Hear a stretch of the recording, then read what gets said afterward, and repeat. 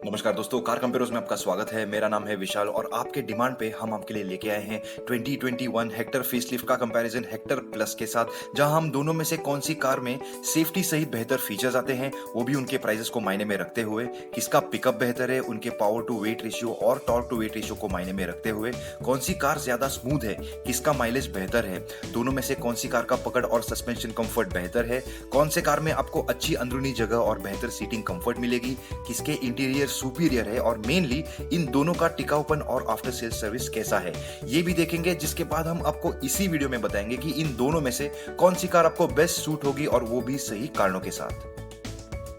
दोस्तों, बात करते हैं कीमत और उनमें आने वाले फीचर्स की। दोस्तों, हेक्टर और हेक्टर प्लस दोनों के जब कीमत और उनमें आने वाले फीचर्स की बात आती है तो आपको दोनों में काफी समान फीचर्स मिलेंगे, लेकिन चलिए देखते हैं इनके प्राइसेस में फर्क होने की वजह से क्या फर्क पड़ता है। जब इन दोनों के बेस वेरिएंट्स की बात आती है तो जाहिर सी बात है कि आपको हेक्टर प्लस महंगी पड़ेगी लगभग 50,000 रुपयों से, लेकिन वैसे आपको उसमें साधारण से फीचर्स मिल जाएंगे, जैसे कि front fog lamps, cornering lamps, LED headlamps, reclining second row seats, जहां आपको सीट स्लाइड करने का भी ऑप्शन मिल जाएगा। और जैसे ही आप मिड वेरिएंट्स की तरफ जाते हो, वैसे ही दोनों के प्राइसेस में थोड़ा सा फर्क ज्यादा होना शुरू हो जाता है। जी हाँ, यहाँ आपको हेक्टर प्लस में लगभग 80,000 रुपए ज्यादा डालने पड़ेंगे, लेकिन उस कीमत में आपको 2 extra 12 volt USB power outlet के सिवाय उतना कुछ ज्यादा नहीं मिलेगा। जी हाँ, क्योंकि हेक्टर में आपको टीपीएमएस यानी कि tyre pressure monitoring system, parcel shelf, जो ऑफ कोर्स आपको हेक्टर प्लस में नहीं मिल सकता क्योंकि वहां पे आपको सीट्स मिल जाते हैं। फिर आपको रिमोट कंट्रोल्ड विंडो ऑपरेशन मिलता है, जहां आप सिर्फ विंडोज को नीचे कर सकते हो रिमोटली, फिर बाकी सब वही के वही रह जाता है। दोस्तों, जब दोनों के टॉप एंड वेरिएंट्स को देखा जाए तो यहाँ आपको एक तो हेक्टर सस्ती पड़ेगी लगभग 90,000 रुपयों से, लेकिन उसमें आपको सेफ्टी के तौर पे 2 एक्स्ट्रा एयरबैग्स मिलते हैं, फिर बाकी सब वही के वही रह जाता है। अगर आप चाहे तो ये वीडियो पॉज करके आराम से इन फर्कों को देख सकते हो दोस्तों, वो भी बारीकी से, हम दोनों के सेफ्टी और पिकअप और स्मूथनेस कंपेयर करने से पहले, क्योंकि दोनों में अब ज्यादा फर्क पड़ना शुरू हो जाता है। जब दोनों की सेफ्टी की बात आती है तो हेक्टर और हेक्टर प्लस दोनों का अभी तो एनकैप रेटिंग्स नहीं आया है दोस्तों, लेकिन उनके जैसी एक सिमिलर कार जो आती है जो हेक्टर और हेक्टर प्लस से बहुत सारी चीजें और फीचर्स शेयर करती है, उसको सी एनकैप जो यूरो एनकैप के जैसा ही है, उसमें 5 स्टार का रेटिंग मिला है। तो यही सेफ्टी की रेटिंग की आशा हम दोनों हेक्टर और हेक्टर प्लस से कर सकते हैं, लेकिन अब वक्त ही बताएगा कि दोनों का रिजल्ट क्या आता है। खैर दोस्तों, बात करते हैं पिकअप और स्मूथनेस की। जब दोनों के पिकअप और स्मूथनेस की बात आती है तो आपको दोनों में एक टर्बो पेट्रोल और एक टर्बो डीजल इंजन मिलेगा, लेकिन आपको हेक्टर में एक हाइब्रिड का भी ऑप्शन मिलेगा दोस्तों। जब दोनों के टर्बो चार्ज पेट्रोल इंजन की बात आती है तो दोनों का समान इंजन होने की वजह से उनके पावर और टॉर्क में फर्क नहीं है, लेकिन दोनों के वजन में से हेक्टर का वजन लगभग 20 किलो कम होने की वजह से हेक्टर का पावर टू वेट और टॉर्क टू वेट रेशियो थोड़ा सा बेहतर है। वैसे ही दोस्तों, जब दोनों के टर्बो डीजल इंजन की बात आती है तो दोनों का यहाँ पे भी समान इंजन होने की वजह से उनके पावर और टॉर्क में तो फर्क नहीं है, लेकिन दोनों में से यहाँ भी हेक्टर का वजन लगभग 20 किलो कम होने की वजह से हेक्टर का पावर टू वेट और टॉर्क टू वेट रेशियो थोड़ा सा बेहतर है। लेकिन कहानी यहाँ खत्म नहीं होती दोस्तों। हेक्टर का अगर आप पेट्रोल इंजन हेक्टर प्लस के डीजल इंजन के साथ तुलना करते हो, क्योंकि इतनी समानता है दोनों में, तो क्यों नहीं, तो हेक्टर प्लस का पावर ज्यादा है हेक्टर से लगभग 30 PS से, जो हेक्टर के मुकाबले जल्दी भी आता है। फिर टॉर्क भी ज्यादा है लगभग 100 Nm से, और तो और हेक्टर प्लस का वजन भी हेक्टर से ज्यादा होने के बावजूद उसका पावर टू वेट और टॉर्क टू वेट रेशियो बेहतर है।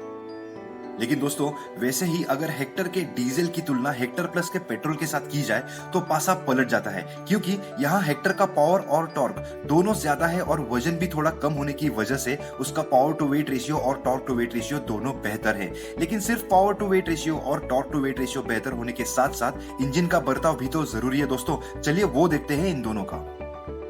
दोस्तों, जब इन दोनों के पेट्रोल इंजन के बर्ताव की बात आती है तो सबसे पहले तो आपको फर्क कार शुरू करने के बाद तुरंत महसूस होगा। जी हाँ, कार शुरू करने के बाद आपको कैबिन के अंदर आवाज सुनाई नहीं देगा। बहुत ही अच्छे तरीके से एमजी ने उनके टर्बो पेट्रोल इंजन के वेरिएंट्स का NVH ट्यून किया है, लेकिन जैसे ही आप 5000 RPM के ऊपर जाओगे वैसे ही आपको इंजन का आवाज सुनाई देने लगेगा।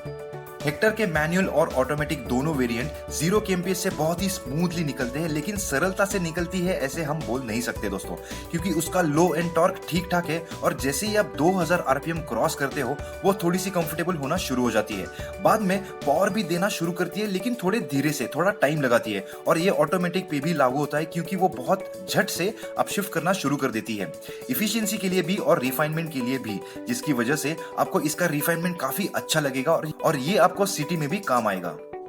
लेकिन कभी कभी इसका ऑटोमेटिक गियरबॉक्स सोच में पड़ जाता है कि अब गियर बदलूं कि नहीं। हाईवे पे आपको इसे अच्छे खासे आरपीएम पे रखना पड़ता है अगर आपको अच्छा एक्सेलरेशन चाहिए तो, फिर वो हाईवे पे हो या चढ़ानों पे हो ओवरटेकिंग के लिए। और इसीलिए दोस्तों मैनुअल और ऑटोमेटिक दोनों अगर आप शांति से चलाते हो तो ठीक है, बहुत अच्छी भी नहीं बहुत बुरी भी नहीं, बस ठीक। आपको डीसीटी में एस मोड मिलेगा जो आपको ओवरटेक करने के लिए मदद करेगा क्योंकि वो डी मोड से ज्यादा रेव कराता है इंजन को। आपको इसमें एम मोड भी मिलेगा यानी कि मैनुअल मोड, जहां आप अपशिफ्ट और डाउनशिफ्ट दोनों कर सकते हो कार को ओवरटेक करने के लिए, यहां तक कि आप ब्रेकिंग के लिए भी ये इस्तेमाल कर सकते हो। जब मैनुअल वेरिएंट के क्लच के बारे में बात की जाए तो वो इतना भी हेवी नहीं है कि आपको पैर में थोड़ी ही देर में दर्द शुरू हो जाएगा, और इतना भी लाइट नहीं कि आपको महसूस ही नहीं हुआ, लेकिन इतना लाइट है कि आप घंटों ड्राइव कर सकते हो, लेकिन उसके बाद थोड़ा सा महसूस होना शुरू हो जाएगा। और यहाँ हम दोनों क्लच का हेवीनेस और उसका ट्रैवल दोनों की बात कर रहे हैं। हालांकि मैनुअल और ऑटोमेटिक दोनों के गियर शिफ्ट्स काफी स्मूथ है और आपको ऑटोमेटिक थोड़ा सा स्लो लग सकता है।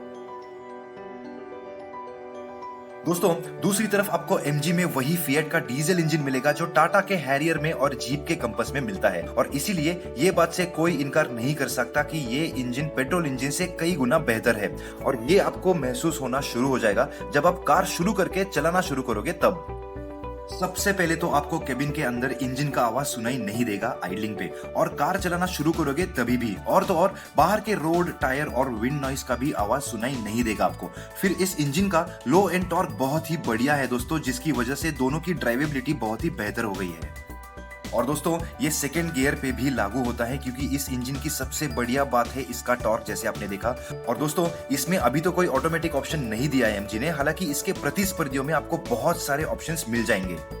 खैर दोस्तों इस बढ़िया टॉर्क की वजह से आप 0 kmph से सेकेंड गियर से भी आराम से निकल सकते हो, और वो भी 1200 आरपीएम से, और इसकी वजह से आपको ये सिटी में चलाते वक्त बहुत काम आएगा। लेकिन इन दोनों का क्लच ट्रैवल तो उतना नहीं है, यानी आपको क्लच बहुत अंदर दबाने की जरूरत नहीं है, लेकिन क्लच हेवी जरूर है, और ये आपको सिटी में थोड़ा सा परेशान करेगा, लेकिन हाईवे पे नहीं, क्योंकि जैसे ही आप 2000 आरपीएम क्रॉस करते हो वैसे ही ये और बेहतर हो जाती है पूरे 4000 आरपीएम तक। ये मिड रेंज में हेक्टर और हेक्टर प्लस दोनों बहुत बढ़िया चलते हैं। ओवरटेक करने के लिए आपको ज्यादा गियर शिफ्ट भी करने की जरूरत नहीं है दोस्तों, दोनों अपने 6th गियर में बहुत अच्छे से क्रूज भी करते हैं। लेकिन एमजी ने एक स्मार्ट मूव करके दोनों के लिए गियर बॉक्स फिएट से लिया है दोस्तों, जो बेहद स्मूथ है इस्तेमाल करने के लिए। लेकिन क्या होगा जब दोनों के सिटी और हाईवे का माइलेज देखा जाए तब, क्योंकि वहां पे इन दोनों में बहुत फर्क है। चलिए देखते हैं।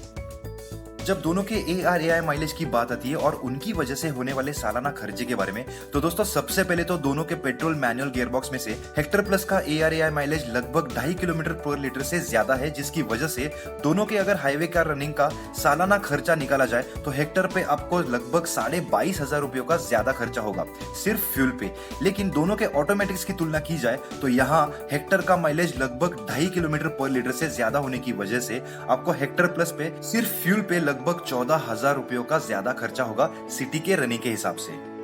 लेकिन बात यहाँ खत्म नहीं होती दोस्तों, दोनों के अगर डीजल इंजन के ARAI माइलेज की तुलना की जाए तो उतना ज्यादा फर्क नहीं है, जिसकी वजह से उनके सालाना खर्चे में तो फर्क नहीं पड़ता, फिर वो चाहे सिटी हो या हाईवे। लेकिन हेक्टर में आपको एक हाइब्रिड का भी ऑप्शन मिलता है दोस्तों, जो हेक्टर के सिर्फ पेट्रोल मैनुअल से लगभग 1.5 किलोमीटर पर लीटर से ज्यादा माइलेज देता है, जिसकी वजह से वो हेक्टर प्लस के बहुत नजदीक जाती है।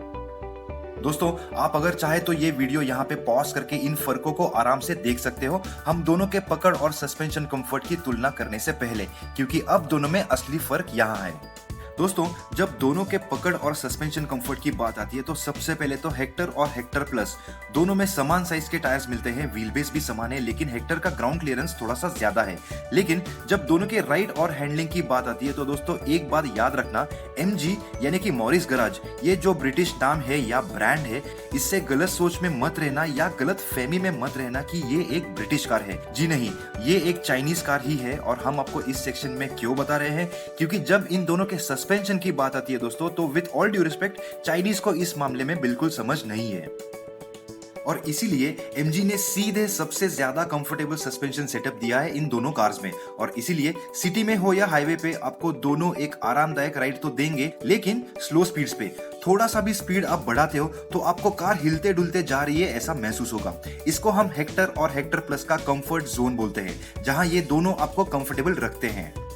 यानी कि जब तक स्पीड दोनों के कंफर्ट जोन में हो तब तक आपको एक कंफर्टेबल राइड मिलेगी, फिर चाहे वो स्ट्रेट लाइन यानी कि हाईवे पे हो, घाट पे हो या सिटी में हो। जैसे ही आप इनके ये कंफर्ट जोन से बाहर लेके जाओगे वैसे ही आपको परेशानी होगी, जो एक अच्छी बात है दोस्तों, क्योंकि आप स्पीड ही नहीं बढ़ाओगे, इसका वजन आपको महसूस होना शुरू हो जाएगा। एमजी ने दोनों को बड़े टायर्स भी नहीं दिए हैं और इसीलिए आपको गड्ढे भी महसूस होंगे दोनों में।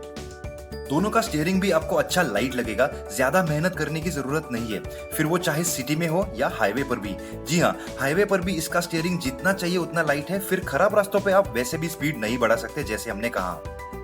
लेकिन दोस्तों ये तो दोनों के समानताएं हो गई, चलिए अब इन दोनों का असली फर्क देखते हैं, यानी कि अंदरूनी जगह और सीटिंग कंफर्ट।